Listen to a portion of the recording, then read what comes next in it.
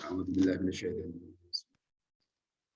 Wa may yudlilillah, dan siapa orang yang telah Allah sesatkan, fama lahu min waliyyin, maka tidak ada baginya itu adalah wali yang bisa menuntunnya mim ba'di setelah kesesatan itu.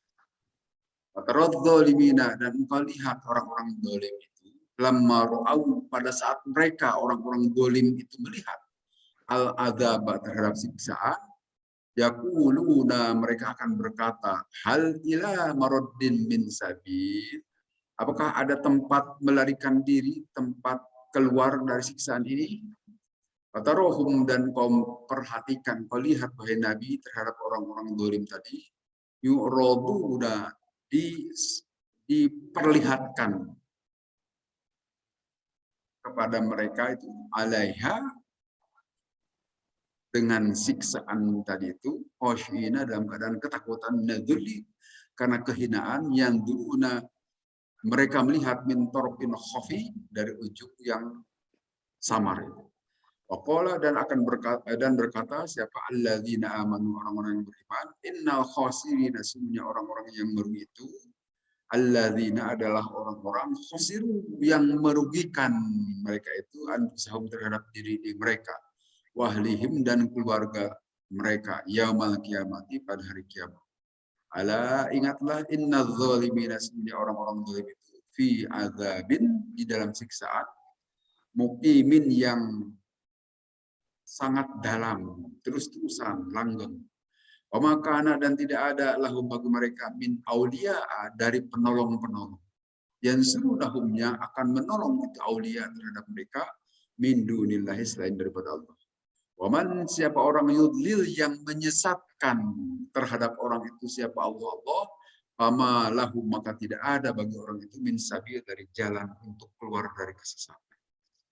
Nah, di sini Allah menjelaskan, innahu, sesungguhnya man, siapa orang sya'a, yang Allah kehendaki, karena ada orang itu di dalam kesesatan, wala roddalah, maka dia tidak bisa kembali. Tidak ada yang bisa mengembalikan dari kesesatan kalau telah Allah sesatkan.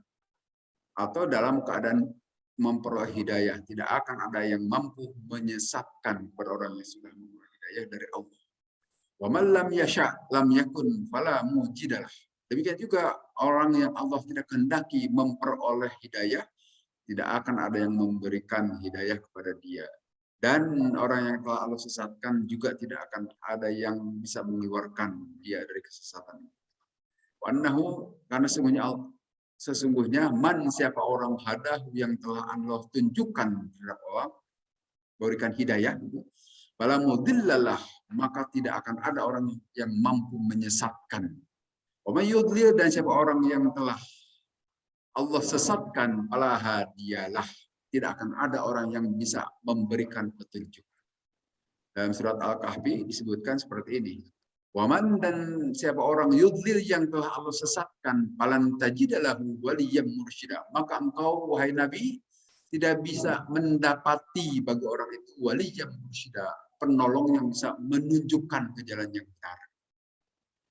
Maka dengan pernyataan ini bahwa seseorang memperoleh hidayah atau tersesat itu dengan kemahakuasaan Allah, dengan iradah Allah, dengan kehendak Allah. Maka sekali lagi sering saya sampaikan, berbahagialah kita yang sudah sadar berada dalam hidayah. Ini seolah-olah turun begitu saja, sebetulnya tidak ini. Hanya kita tidak sadar. Sesungguhnya walaupun memang penyebab utamanya kita adalah orang tua kita dalam keadaan Islam pada saat kita dilahirkan, barangkali lebih banyak begitu, tetapi memperoleh hidayah ini hakikatnya tetap anugerah dari Allah. Itu harus kita pelihara kalau sudah sadar. Walaupun tetap kita juga harus berterima kasih kepada orang tua yang telah menuntun kita mengenal Islam. Lebih lanjutnya, hakikatnya Allah yang telah menuntun kita. Karena tidak sedikit dari keluarga muslim juga giliran tersesat saja. Dan di sini kata Allah, wa may yudlil fala hadiya. Siapa orang yang telah Allah sesat, tidak akan ada yang mampu memberikan petunjuk. Kemudian di dalam ayat ini Disebutkan oleh Allah begini.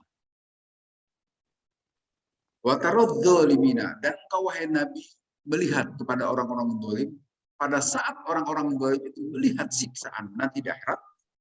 Di sini lamma ra'ul adzab, saat mereka melihat adab yaitu yaumul kiamat, pada hari kiamat, yatamannuna raj'ata ila dunya, mereka inginnya bertamanni, melamun supaya mereka bisa kembali ke dunia. Yaquluna, mereka orang-orang zalim tadi akan berkata, hal ia maraddim bin sadibi, apakah ada tempat kembali untuk ke dunia ini? Dibuatkankah jalan supaya kami bisa kembali ke dunia? Kalau sudah masuk kembali ke dunia akan menjadi orang-orang soleh, itu kira-kira tujuan mereka. Nah, di sini Allah memberikan penjelasan di surat Al-An'am. Walau taro idh wukifu 'alan nari faqalu ya laitana nuraddu wa la nukadzibu bi ayati rabbina wa nakuna minal mu'minin. Kalau engkau melihat wahai Nabi Muhammad, yang dimaksud pada saat orang-orang zalim itu dicampakkan ke dalam neraka, mereka akan berkata, ya laitana, wahai kecelakaan bagi kami, nuraddu, kiranya kami bisa dikembalikan, wala nukadzibu, ke dunia maksudnya. Kalau kami telah dikembalikan, tidak akan membohongkan lagi di ayat Rabbina, terhadap ayat Tuhan kami.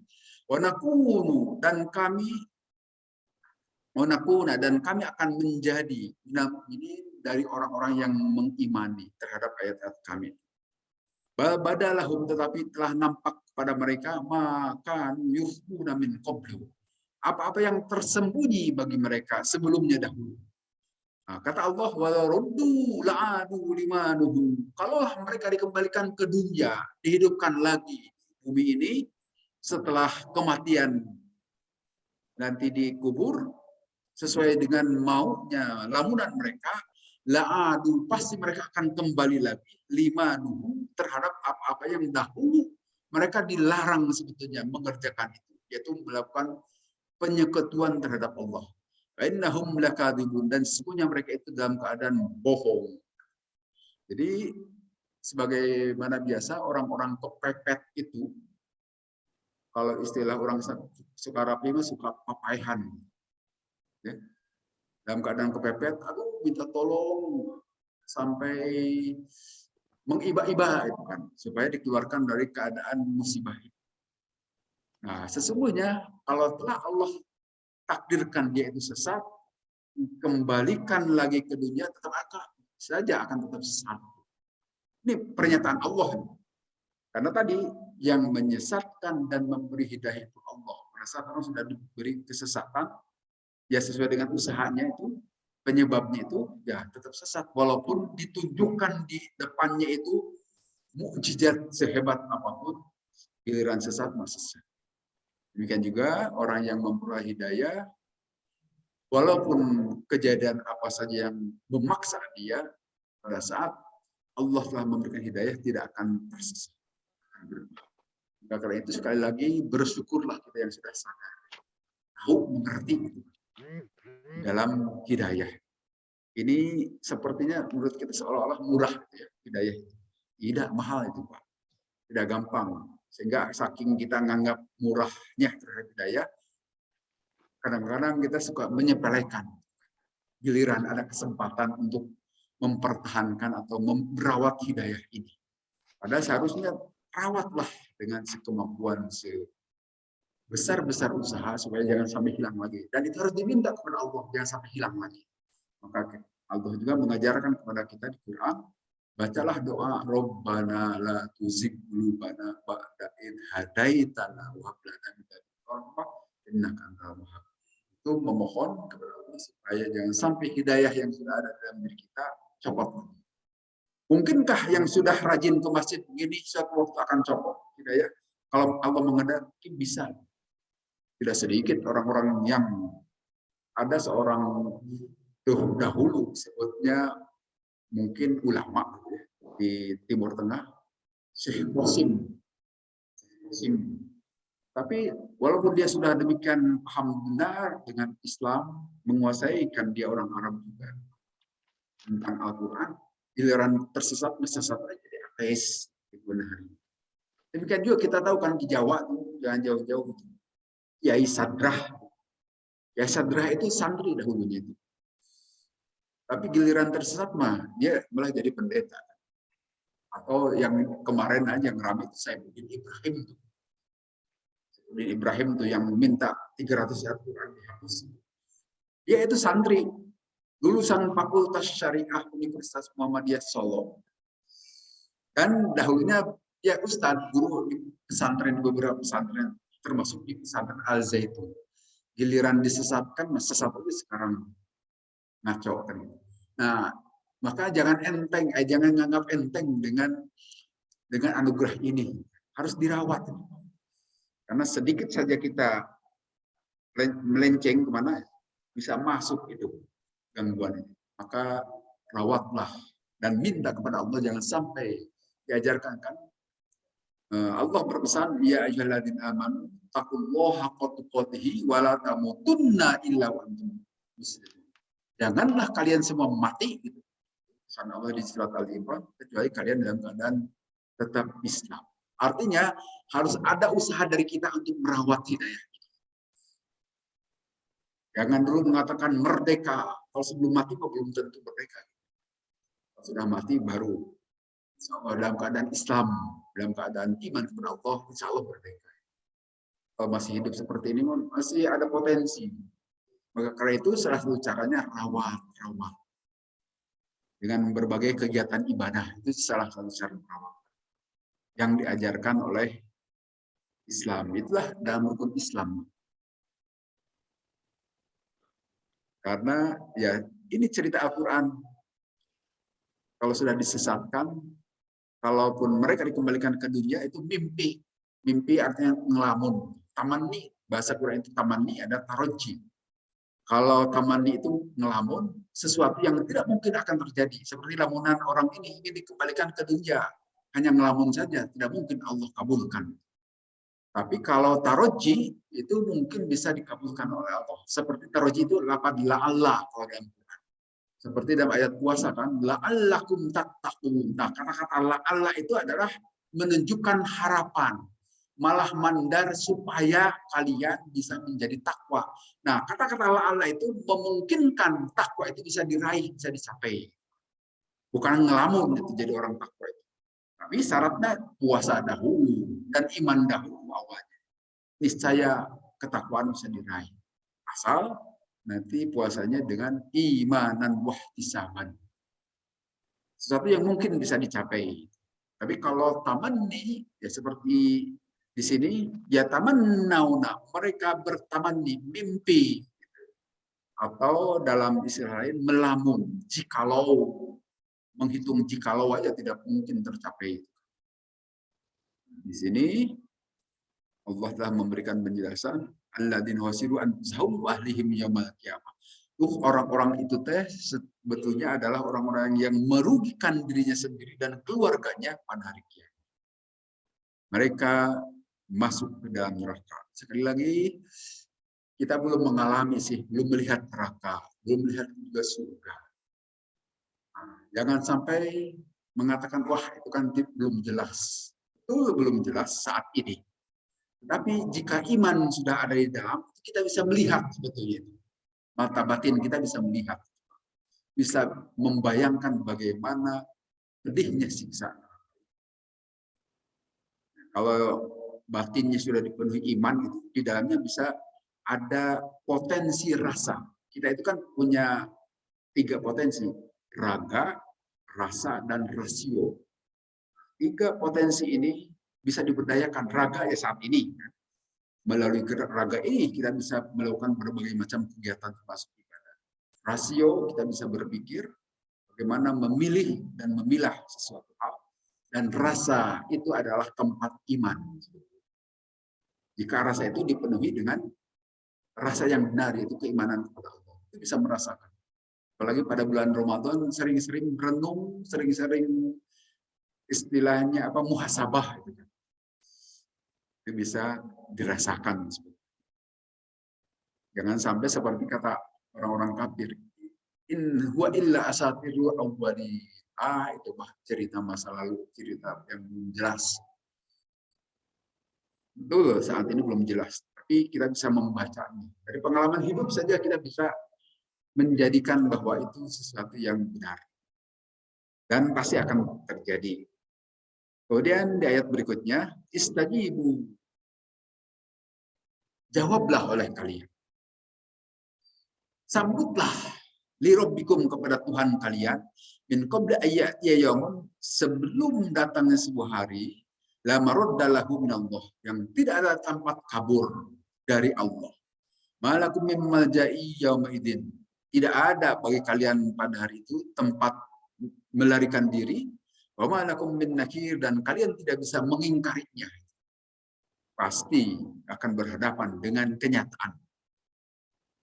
Nah, saya kira pengalaman hidup kita juga mengatakan begitu. Orang itu yang namanya hidup itu kan naik turun.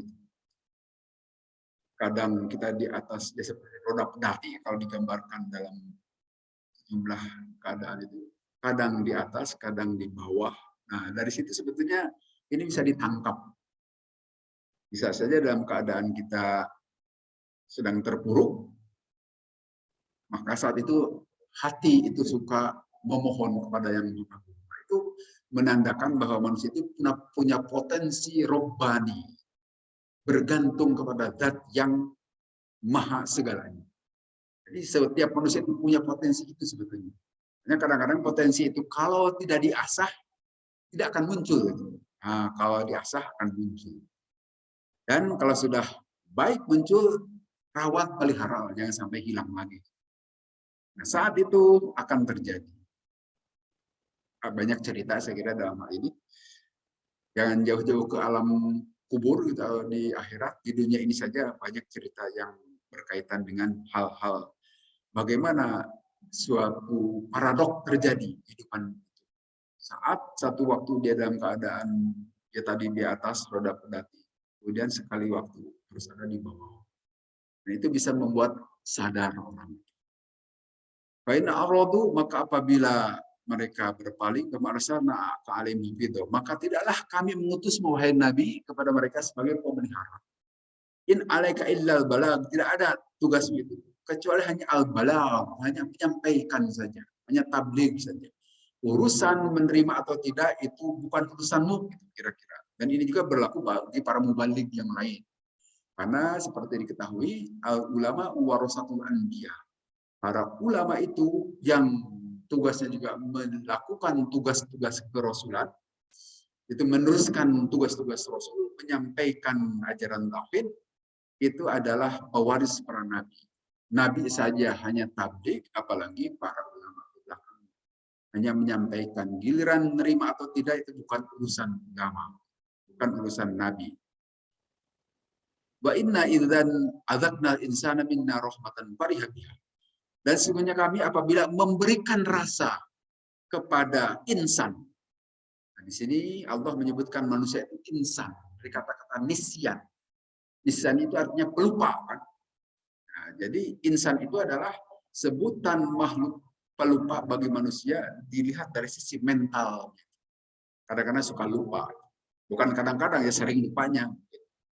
Dan saya kira itu juga ada manfaatnya kita lupa dalam beberapa hal. Coba kalau kita ingat terus pada satu kejadian yang membuat kita sedih, itu kan sehari itu sedih melulu. Nah, sehingga lupa, hilanglah sedihnya. Ingat apa yang menggembirakan, jadi kembali ceria. Tapi jangan gembira terus juga, gitu kan. Sekali waktu lupa yang menggembirakan. Jadi begitulah di sini sifat manusia itu insan. Nah, di sini Allah memberikan penjelasan apabila kami menimpakan, merasakan kepada manusia itu sebuah rahmat. Farihabiha, gembira dengan memperoleh rahmat. Ini sifat manusia ya, yang manusiawi memang. Tapi apabila kami menimpakan kepada mereka itu insan itu sayyi'atun, satu keburukan, sesuatu yang tidak mengenakan, bima qaddamat aydihim, gara-gara perilaku mereka sendiri gitu. Bukan karena Allah menimpakan keburukan kepada dia, tapi ada penyebabnya. Ya penyebabnya kelakuannya dia sendiri. Innal insana kafur, maka sungguhnya manusia itu kafur.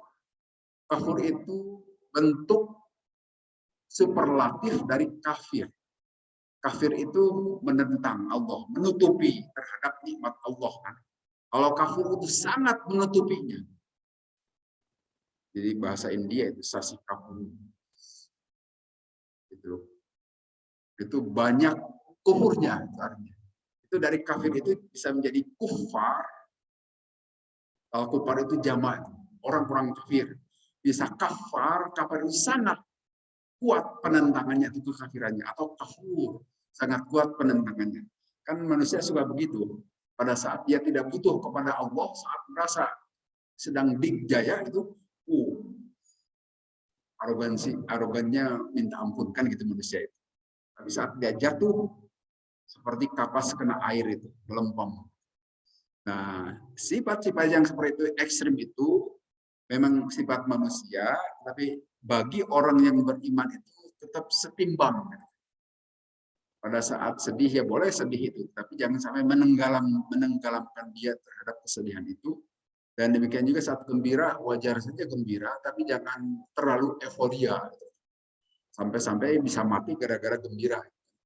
Karena ada jamaah haji, saking gembiranya bisa ketemu lagi dengan saudara. Kalau tidak salah di daerah Japati waktu itu.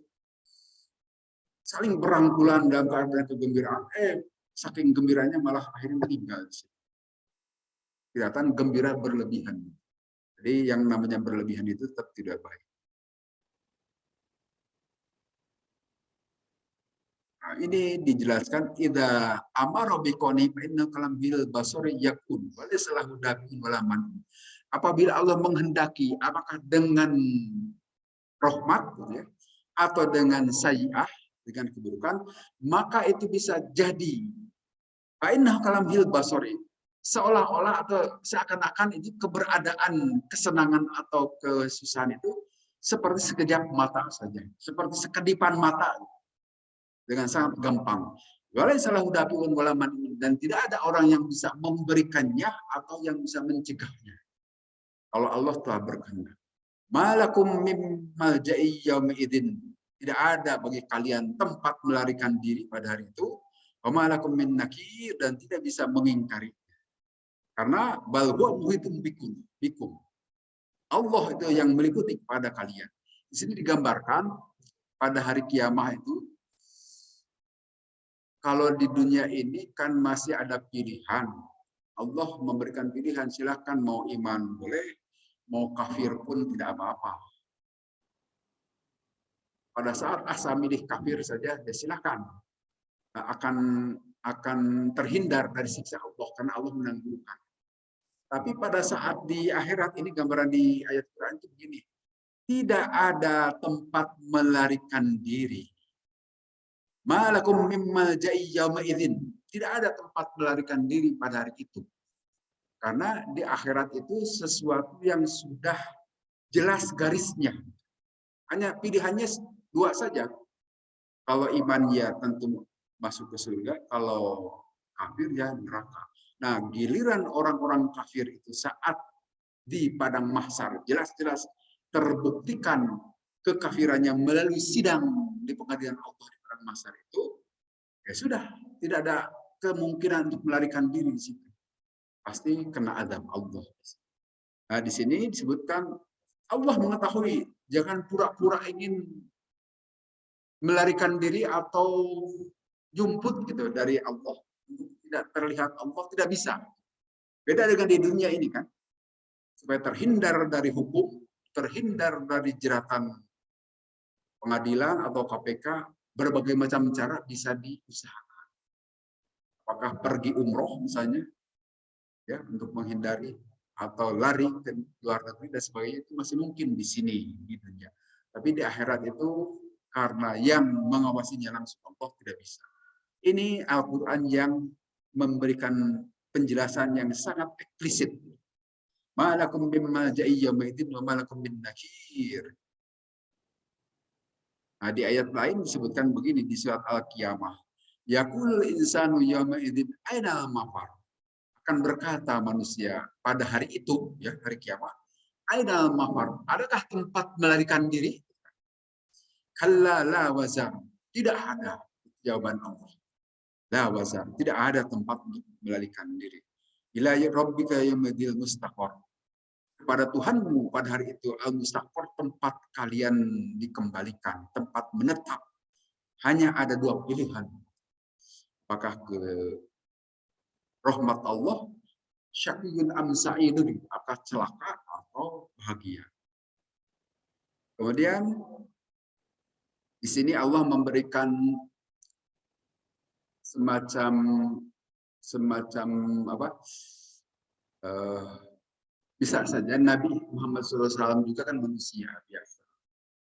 Ada rasa kadang-kadang kesal juga, gitu kan, seperti kita juga.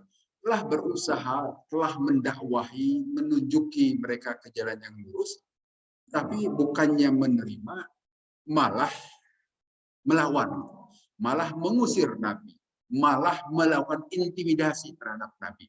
Nah, maka di sini Allah memberikan berita atau memberikan semacam pelepasan tanggung jawab kepada Nabi. Fa'in a'radu, maka apabila orang-orang musyrikin itu berpaling, tidak mau mengindahkan ajakanmu wahai Nabi, fama arsalnaka alaihim hafidha, maka kami tidak mengutusmu kepada mereka sebagai pemelihara, sebagai hafidh. Hafidh itu ya akar kata dengan tahfidz. Kita seolah-olah hafidh itu hanya untuk Al-Quran saja.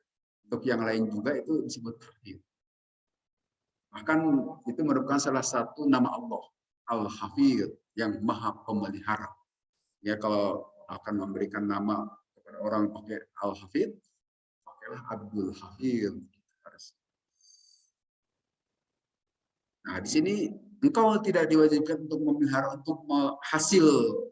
Tetapi yang penting itu adalah proses. Silahkan berdakwah, silahkan ajari orang, silahkan tunjuki orang ke jalan yang benar. Nah, itu yang akan dinilai oleh Allah, usaha kitanya untuk bisa menunjukkan orang. Adapun orang itu akan ikut atau tidak, itu bukan urusan kita.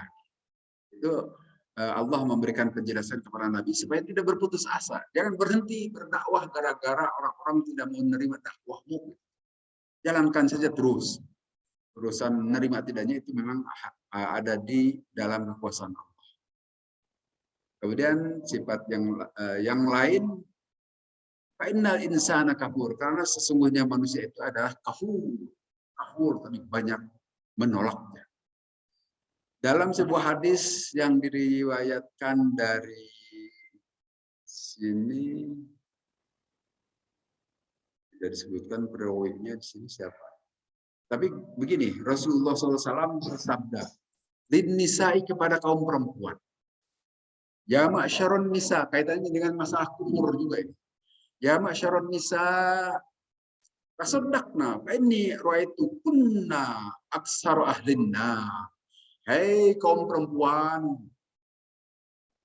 bersedekahlah kalian semua. Ini karena sesungguhnya aku, kata Rasulullah, wa'aitu kunna, aku melihat kalian semua, hai kaum perempuan, aksaru ahlin nar, yang paling banyak penduduk neraka. Ya, tapi insya Allah bukan para ibu yang ada di sini. Ini para ibu yang lain saja. Yang kemudian pakolat imratun, seorang perempuan waktu itu yang diajak bicara oleh Rasulullah, bertanya, walima ya Rasulullah, mengapakah wahai Rasulullah kok lebih banyak perempuan yang menjadi ahli neraka? Qala, menjawab Rasulullah, li anna kunna tuksirna syikayata wa takfurnal ashira.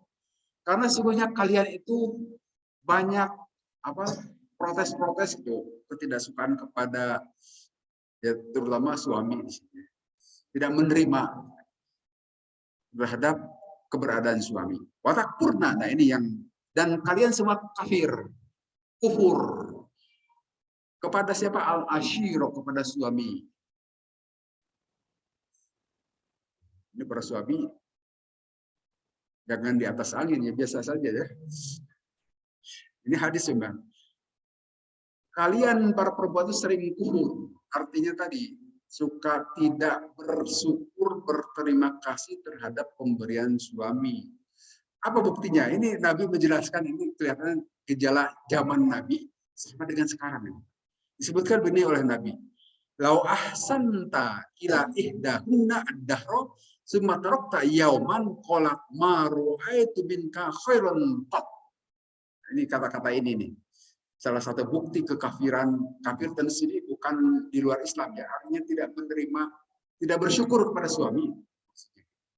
Kalaulah engkau berbuat kebaikan kepada salah seorang dari kaum perempuan tadi, istri-istrimu misalnya itu, selama 1 tahun, kemudian engkau tinggalkan sehari saja misalnya, tidak berbuat baik kepada dia, maka si perempuan tadi itu berkata, aku sama sekali tidak memperoleh apa-apa kebaikan darimu selama ini. Jadi sesuai dengan peribahasa, hujan kemarau setahun itu hapus dengan hujan sehari. Jadi kebaikan yang sudah lama dan setahun hanya sehari saja tidak memberikan uang belanja, dikira selama setahun tidak memberikan apa-apa. Nah itu bentuk kekufuran. Yang kata Nabi ini hadis. Hadis ini bentuk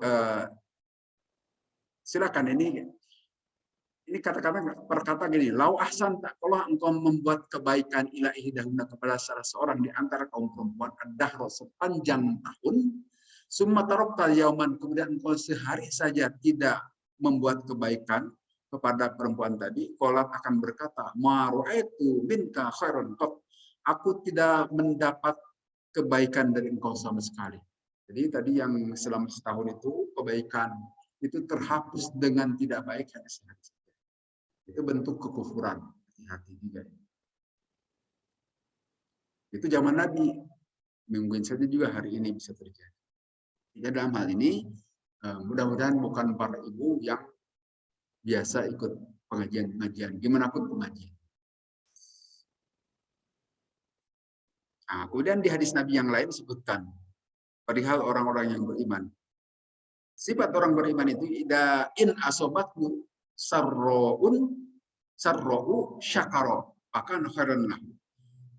Sifat orang yang beriman itu apabila menimpa kepada dia itu kegembiraan, dia bersyukur. Dan bersyukur itu juga adalah baik. Apabila menimpa kepada dia itu dorro, kemalangan, hal yang tidak mengenakan, sobaro, bersabar. Menahan diri maksudnya. Akan khairan lahu. Itu pun bersabar pun baik bagi seorang yang beriman. Karena tadi sebutkan kehidupan itu seperti ya naik turun itu kan. Kadang seperti di atas, kadang kita di bawah. Yang terbaik bagi seorang yang beriman itu tetap stabil jiwanya. Walaupun itu juga butuh latihan. Butuh kebesaran jiwa melalui iman yang makin diperkuat. Kemudian di ayat berikutnya, lillahi mulkus samawati wal ardh. Milik Allah lah kerajaan langit dan bumi. Allah menciptakan apa yang Allah kehendaki. Allah memberikan kepada orang itu seorang perempuan. Wa yahabu liman yasha'u dzukura, dan Allah juga memberikan kepada orang yang Allah kehendaki laki-laki. Atau Allah menikahkan, memasangkan mereka itu dengan laki-laki dan atau perempuan. Dan Allah menjadikan itu sesuatu yang terus. Sesungguhnya Allah Maha mengetahui lagi Maha kuasa. Nah, di sini Allah menyebutkan khaliqus samawati wal ardh. Allah lah yang menciptakan langit dan bumi. Wa malikuhuma, dan pemilik langit dan bumi itu adalah Allah. Wal mutasarrif bihima, dan Allah juga yang al-mutasarrif, arti yang umakarab lah bahasa Sunda mutasarrif itu. Nanti dalam sorfun itu bahasa Arab sekarang itu jadi bank. Sorf bank artinya mau ngagolangkan, mau mengelola modal seperti apa itu di bank-bank itu kan dikelola. Nah, mutasarrif itu artinya apapun pengelolaan sehari-hari sesuka Allah saja. Al-mutasarrif di sini. Ihima. Nah, ini juga untuk menegaskan kepada kita, Allah itu pada saat ini itu adalah transenden, artinya jauh kuasaannya itu di atas kita itu. Tetapi pada saat yang bersamaan Allah juga itu adalah dekat dengan kita atau mendekati profan. Kan ada hadis Nabi, pada sepertiga malam akhir itu Allah turun ke langit dunia. Nah, itu menggambarkan betapa dekatnya Allah dengan kita. Bukan, jangan ditafsirkan persis seperti turunnya seseorang ke tempat tertentu. Tentu itu wallahu alam seperti apa ilmunya Allah itu. Tetapi yang ini menjelaskan bahwa Allah itu transenden pada waktu tertentu. Tapi pada saat yang bersamaan juga dekat dengan kita. Nah, dalam ajaran Islam itu begitu. Walaupun Allah itu maha segalanya, tapi Allah juga akrobu ilahi min hablil warid. Allah itu lebih dekat kepada kita daripada urat leher. Artinya, kalaupun kita mau berdoa, mau minta kepada Allah, tidak perlu pakai perantara, langsung saja kepada Allah. Jangan seperti di agama-agama yang lain. Karena merasa Tuhan itu terlalu jauh, perlu ada perwakilan melalui yang dianggap dekat dengan Tuhan. Maka adalah Brahma, ada Wisnu, ada Shiva, dewa-dewa misalnya, sebagai perantara dengan Tuhan yang terlalu jauh dijangkau oleh manusia. Di dalam Islam tidak perlu begitu, dan tidak ada. Langsung saja kita memohon, meminta itu kepada Allah. Allah pada saat yang bersamaan itu maha segalanya, atau dalam bahasa lain transenden, tapi juga sekaligus dekat dengan kita, dengan makhluknya. Nah, Allah menjelaskan di sini, Allah yang memberikan, bisa dalam bentuk anak, Allah memberikan anak kepada kita. Ada yang dikasih anak perempuan saja, atau dikasih anak laki-laki saja, atau dikasih anak perempuan dan laki-laki. Demikian juga hal-hal yang lain itu sekehendak Allah. Di sini disebutkan Allah itu memberikan yarzuqul banin faqat. Bisa saja memberikan anak laki-laki saja misalnya. Ini seperti yang terjadi kepada Nabi Ibrahim. Nabi Ibrahim al-Khalil, beliau itu hanya punya anak laki-laki saja, tidak punya anak perempuan. Yaitu Nabi Ismail, Nabi Ishak, laki-laki semua. Tapi Nabi Muhammad SAW punya anak laki-laki, juga anak perempuan. Tapi ada juga Nabi yang tidak berkeluarga, artinya tidak punya anak keturunan. Seperti Nabi Isa dan Nabi Yahya. Tidak sempat memiliki anak. Karena dia belum sempat nikah, sudah keburu Allah angkat ke langit. Demikian juga yang terjadi kepada manusia. Macam-macam manusia itu. Ada yang diberi anak perempuan saja, ada juga yang laki-laki saja, atau gabungan keduanya. Atau bahkan tidak diberi apa-apa. Ya seperti tadi para nabi juga begitu. Itu adalah sekehendak Allah. Innahu alim. Allah yang maha mengetahui. Jadi apapun yang terjadi pada kita itu dalam pengetahuan Allah. Jangan seperti di agama-agama yang lain tadi. Tuhan itu tidak tahu menahu tentang urusan manusia. Dan ini pun sesungguhnya di kalangan Islam juga ada yang berkeyakinan seperti ini. Seperti para filosof di ajaran Islam itu begitu, ada sebagian. Kalau kita melihat filsafat dalam Islam itu ada dua aliran. Ada aliran yang ditokohi Imam Ghazali, dan yang kedua filsafat yang ditokohi oleh Ibnu Sina.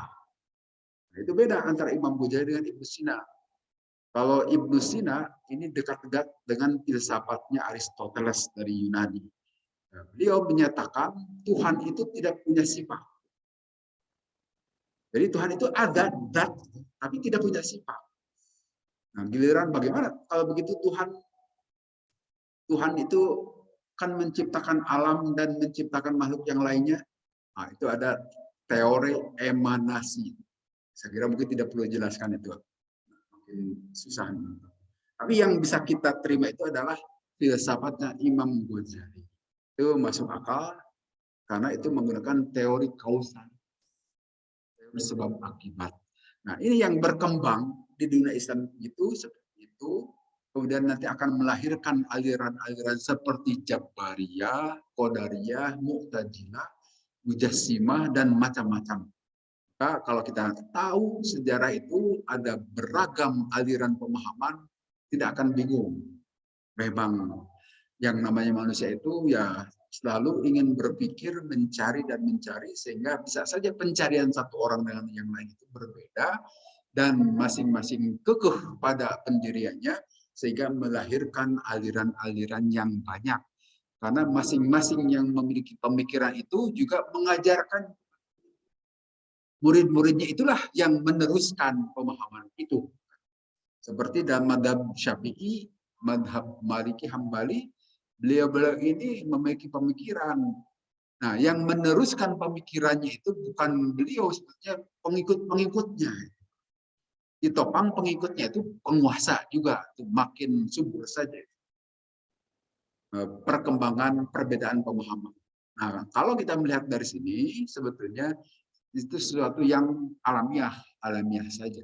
Yang penting tetap dalam koridor syahadah, tidak keluar dari situ. Nah, tapi nanti juga ada yang keluar dari koridor syahadah, menjadi aliran yang di luar Islam, seperti Ahmadiyah atau aliran-aliran yang lain lagi. Itu sudah keluar dari syahadat yang asalnya, aliran atau ajaran pokok yang sebut. Kemudian kita lihat di sini penjelasan dari Allah. Wa maka dari basyarin ay kalimahum illa wahyan. Perihal turun wahyu. Allah di sini menjelaskan bahwa tidak mungkin bagi seseorang itu di sini Allah menjelaskan manusia itu dengan kata-kata basyar. Di atas tadi kan menggunakan kata insan. Memang dalam Al-Quran itu Allah menjelaskan manusia itu dengan beragam kosakata itu. Setidaknya ada beberapa ya, ada Bani Adam ini untuk menunjukkan kesejarahan. Manusia itu butuh sejarah. Maka disebut Bani Adam, anak cucu Adam. Artinya itu ada nenek moyang kita, yaitu Nabi Adam alaihissalam. Itu maka disebut Bani Adam. Ada insan. Nah, kalau insan tadi kan untuk cerita mengenai sifat mentalitas manusia yang lupa. Ada kelemahan mentalitas. Di dalam surat Wal Asr juga kan begitu. Innal insana, sebenarnya insan itu lebih khusr, di dalam kerugian, artinya menunjuk pada mental. Kemudian kalau di sini menggunakan kata basyar. Basyar juga diartikan terjemah bahasa Indonesia apa sama, manusia juga. Jadi sebetulnya bahasa Quran itu lebih kaya. Kalau dalam bahasa Indonesia manusia juga terjemahnya, bagi Bani Adam, bagi insan, bagi basyar, manusia juga. Tapi itu sebetulnya punya maksud yang jauh beda kata-kata itu. Kalau basyar di sini manusia sebagaimana manusia yang umumnya begini. Artinya manusia seperti kita ini termasuk Nabi juga sebut basyar pada saat tidak makan kelaparan, pada saat tidak minum kehausan, pada saat disunut rokok ngegrebek, nah itu basyar. Pada saat kena kepanasan ya kita panas, ingin atau kehujanan kita menggigil bisa panas dingin dan butuh pernikah. Kadang-kadang jalan-jalan ke pasar atau ke mall itu sifat-sifat manusia yang disebut basyar. Atau juga yang disebut An-Nas, manusia itu. An-Nas ya seperti nama masjid An-Nas. Nah, kalau An-Nas itu hubungannya manusia sebagai makhluk sosial. Artinya manusia itu tidak bisa hidup sendirian. Saling ketergantungan kita juga ini kan. Nah, itu kata-kata An-Nas itu mewakili sifat manusia yang tidak bisa hidup sendirian dan butuh pertemanan. Yang dalam bahasa filsafat disebut dengan zon politik. Tidak mungkin manusia itu hidup sendiri. Mesti ada ketergantungan. Di kita juga begitu seharusnya. Sehingga seharusnya antara satu orang dengan orang lain saling kenal. Masjid ini sebetulnya sebagai tempat yang Allah buat sebagai fasilitas An-Nas, saling kenal mengenal. Kalau dari rumah ke rumah kita berkunjung kan, kadang kagok. Tapi kalau kita datang ke masjid, saling kenal kan, loh ngapa hari ini Bapak A tidak ada, kan kita jadi bertanya, sebut sakit. Jadi kita tahu keadaan sakit atau sedang bepergian, tahu. Nah itu sebetulnya mengikat ikatan sosial, maka tidak salah masjid ini kita sebut An-Nas. Karena di dalamnya itu mengandung makna untuk pengikatan hubungan sosial antar para jamaah di sini.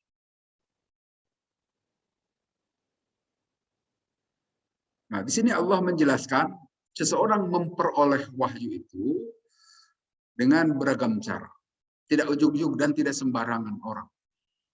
Disebutkan di dalam hadis sahih di sini dari Ibnu Hibban. Kadang-kadang kata Rasul ini, Rasulullah SAW bersabda, kadang-kadang ruh itu tiba-tiba aku itu paham saja itu. Ada ayat Quran yang diturunkan Allah, kemudian hafal saja Nabi terhadap ayat Quran itu. Itu cara yang pertama. Kemudian yang keduanya, miwaroi hijab, atau dari balik hijab, dari balik tabir gitu kan. Seperti yang terjadi kepada Nabi Musa alaihissalam. Maka lama Allah ahdan ila min waroi hijabin. Wa innahu kallama abaka kafahan. Nah, waktu Nabi Musa alaihissalam menerima wahyu pertama itu kan begitu. Pada malam-malam beliau itu mau mencari hangat-hangat, cari api, melihat ada api. Nah, pada saat melihat api itu ada yang memanggil. Ana Allahu la ilaha illa ana. Aku inilah Allah. Tidak ada Tuhan selain daripadaku. Itu dipanggil. Innani ana Allahu la ilaha illa. Sesungguhnya aku ini adalah Allah. Tapi Nabi Musa tidak melihat. Nah, di sini disebutkan dari balik tabir. Kemudian juga bisa wahyu itu diturunkan oleh Allah melalui malaikat Jibril. Malaikat Jibril kama yanzilu Jibril alaihissalam wa ghairu minal malaikah ala anbiya'i. Malaikat Jibril seperti yang terjadi kepada Nabi Muhammad SAW di Gua Hiro, datang mendatangi Nabi, kemudian menyampaikan wahyu, dan dalam beberapa kesempatan yang lain. Malaikat Jibril lebih sering datang kepada Nabi dalam bentuk seorang laki-laki, tidak dalam bentuk aslinya. Itu juga cara yang Allah lakukan atau Allah buat untuk menurunkan wahyu. Yaitu di sini sebutannya Rasulan, Allah mengutus utusan. Itu malaikat Jibril. Kemudian di sini Allah menyebutkan makum tata terima kita walal iman. Engkau dahulu tidak mengerti wahai Nabi, apakah itu kitab dan apakah itu iman. Tetapi kami menjadikan cahaya yang dengan cahaya itu kami beri petunjuk. Jadi Nabi SAW juga karena Allah lah yang memberikan petunjuknya itu. Sehingga paham. Tapi cara Allah memberikan petunjuk kepada Nabi itu yang melalui wahyu. Yang beda dengan manusia biasa. Innaka latahdi ila siratal mustaqim. Dan sesungguhnya engkau wahai Nabi latahdi bisa menunjuki ke jalan yang lurus. Nah, ini ayat ini juga memberikan jaminan kepada kita bahwa petunjuk Nabi Muhammad SAW itu terjamin siratal mustaqim, jalan yang lurus. Dan yang memperoleh jaminan seperti itu hanya Nabi Muhammad SAW.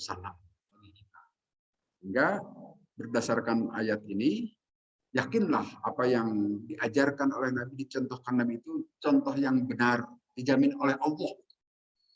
Ada sertifikatnya, ini sertifikatnya dalam ayat ini, terjamin. Yaitu siratal mustaqim itu sirotillahilladzi lahu ma fis samawati wa fil ardh. Itu jalan Allah yang Allah itu pemilik apa-apa yang ada di langit dan apa-apa yang di bumi. Ala ilallahi tasirul umur. Ingatlah, kepada Allah lah akan kembali seluruh urusan. Wallahu a'lam. Saya kira seperti itu saja dulu untuk hari ini.